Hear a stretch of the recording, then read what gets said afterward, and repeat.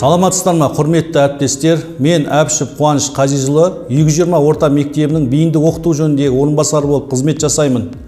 Біздің оқушыларымыздың және ата-аналардың өтініштері бойынша мектебімізде факультатив және таңдау курстары ұйымдастырылады. Осыған байланысты пән мұғалімдері өздерінің авторлық бағдарламаларын әзірлейді. Жалпы авторлық бағдарлама 5 кешен бойынша ұйымдастырылады. Осыған орай мектебіміздің физика пәнінің мұғалімі Мұстафаев Болат авторлық бағдарламаларының әзірлеу жолын сіздерге ұсынатын болады. Авторлық бағдарлама кешені негізінен 5 бөлімнен тұрады. Бірінші бөлімі бағдарламасы және күнтізбелік тақырыптық жоспары. Екінші бөлімі оқулық, үшінші бөлімі 34 сабаққа негізделген қысқа мерзімді жоспары. Төртінші бөлімі оқушыларға арналған жұмыс дәптері. Бесінші бөлімі бұл дидактикалық материалдар. Жалпы авторлық бағдарламаның кешенін жасау үшін алдымен титул бетіне тоқталайық. Титул бетінде мекеменің атауы, мекеме басшысының қолы және бекіту мерзімі. Сонымен қатар титул бетінде дәл ортасында тақырыбы, бағдарламаны жүзеге асыру мерзімі. Менде бұл 1 жылға арналған. Егер бағдарламаңыз көлемірек болатын болса, онда 2 жылға да жасауға болады. Сынып 10 сыныпқа арналған. Авторлық бағдарламаның авторының аты жөні және қызметі қарастырылу керек.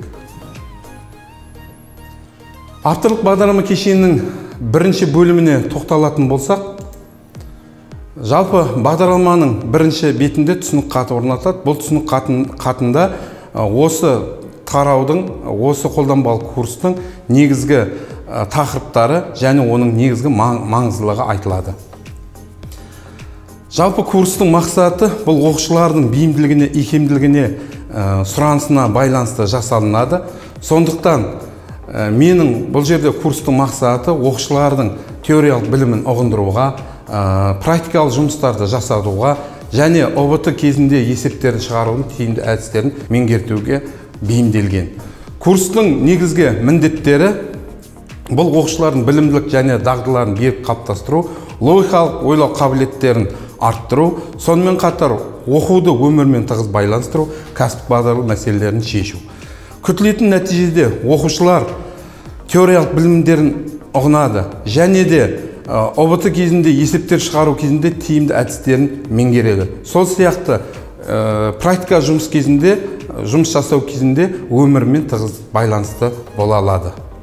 Оқушы дайындығына қойылатын талаптар: оқушы нені білу қажет, оқушы нені жасай алады. Пәнаралық байланыста менде математика, сызу, география, информатика пәндері енгізілген. Оқушы инженер техник, кеншілер, лаборант, мұнайшы, ғарышкерлер мамандығына кәсіби бағдарланады. Мендегі осы курстың уақыт саны 34 сағат, аптасына 1 сағат. Тақырыптық жоспар мазмұның бағдарламасы негізгі кіріспе бөлімінен, негізгі бөлімдерден және негізгі сабақ құрылымдарынан тұрады. Осында әрбір сабақта есептер шығару және көрсетімдер қарастырылу керек. Күнтізбелік тақырып жоспары негізгі мынандай бағандардан тұрады: реттік саны, сабақ саны, тақырыптық мазмұны, сағат саны, мерзімі, әдебиеттер, сарамандық жұмыстар және көрнекіліктер. Осы тақырыптық жоспарда негізгі тақырыптары және онда осы тақырыптың аясында практикалық жұмыстар, есеп шығарулар негізі көптеп берілген дұрыс. Өйткені практикалық жұмыс кезінде оқушылардың деңгейлік, ойлау деңгейлі, өмірмен байланыстылығы арта түседі. Курсты ұйымдастыру формасын аяқтау негізінде лекция, зертханалық, топтық, жұптық оқыту әдісі және тест әдістерін пайдаланады.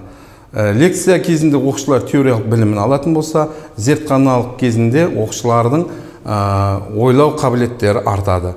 Сонымен қатар, курсты оқытудың аяқтау формасында оқушылар реферат дайындайды, баяндама жасайды, жоба қорғайды. Оқушылардың оқу жетістіктерін бағдарлау жүйесі 10 балдық жүйеде берілген. Жалпы 10 балдық жүйе жоғары, орташа және төменгі деңгей болып бөлінеді. Осы оқушылардың оқу жетістіктерін бағалау негізінде тест тапсырмалары, бақылау жұмысы, физикалық диктант және сынақ тапсырмалары алынады. Олардың барлық күнтізбелік жоспарда енгізілген. Және де осы курсты аяқтау кезінде оқушылардың сұранысына байланысты реферат тақырыптары алынады, жоба қорғау тақырыптары алынады. Курс негізінде ресурстарды көптеу енгізу мақсатында мұғалімдер үшін және оқушылар үшін пайдаланатын әдебиеттер енгізілген. Авторлық бағдарлама кешенінде екінші бөлімінде оқулықтар тізімі қарастырылған. Осы оқулықтар арқылы оқушылар, мұғалімдер үшін және оқушылар үшін осы бағдарлама негізінде ресурстар алынады. Авторлық бағдарлама кешенінде үшінші бөлімінде 34 сабаққа негізделген қама жасалды. Жалпы қысқа мерзімді жоспар жаңартылған білім беру аясында жасалынады. Онда сабақтың мақсаты, тақырыбы, ойлау дағдыларының деңгейлері, бағалау критерийлері, тілдік мақсаттары, рефлексиясы барлығы қамтылу керек. Авторлық бағдарлама кешенінің 4-ші бөлімінде оқушылардың жұмыс дәптері енгізілген. Оқушылардың жұмыс дәптерінде сұрақ-жауаптар, деңгейлік тапсырмалар және де тест тапсырмалары, сол сияқты материалдарды қамтуға болады. Авторлық бағдарлама кешенінің 5-ші бөліміне дидактикалық материалдар енгіземіз. Дидактикалық материалдарда оқушының қызығушылығына байланысты және осы курстағы кейбір тақырыптарға сәйкес деңгейлік тапсырмалар және анаграммалар және физикалық есептер, сонымен қатар суреті бар сұрақтар және тест тапсырмалары қарастырылған. Авторлық бағдарлама кешенінің негізінен 5 бөлімнен тұрады. Бірақ алдын ала орта мерзімді жоспарды жасап қойған тиімді. Орта тиімді болу себебі оқып үйрену негізгі мақсаттары алынады осы ОМЖ-дан. Ол мақсаттарын қысқа мерзімді жоспарында біз пайдалана аламыз. Менің классикалық механика тақырыбында алынған авторлық оқу әдістеме кешенінің 5 бөлімі біріктіріліп, апробациядан өтіп, лицензиясы алынады. Тыңдағандарыңызға көп-көп рахмет.